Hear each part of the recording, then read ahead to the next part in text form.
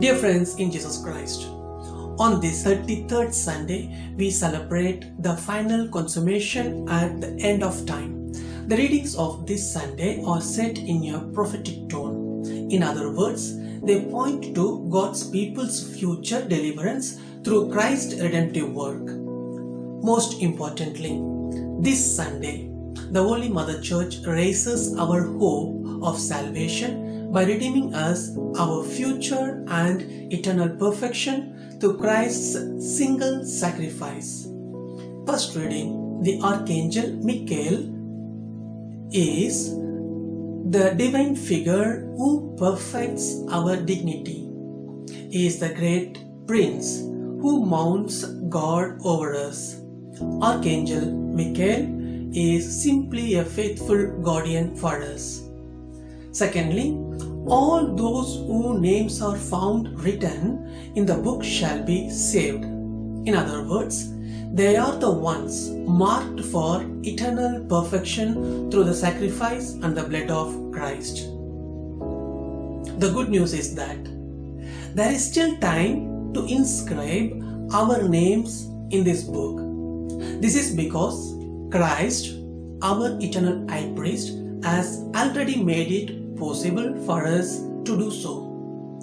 The second reading from the letters to the Hebrews highlights the efficacy of Christ's sacrifice for our salvation. It is a sacrifice that marks our believers with a bold sign of forgiven, acquitted, and sealed for salvation. In today's gospel, Jesus employed different natural causes in order to remind us of the need to be God for His great coming. The tone of His message moves from the prophecy of the Great Tribulation to the prophecy of the coming of the Son of Man. Hence, the central point of the message of Christ is that no one knows when this time or moment would be. This reading equally reminds us that Christ is your prophet as well as our Savior.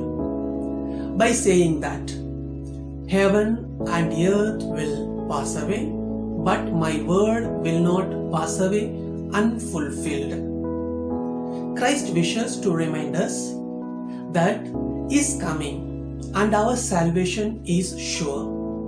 Also, by asserting that Christ will preside is coming. This is a simple to say that nothing will be able to stop what God has destined to happen.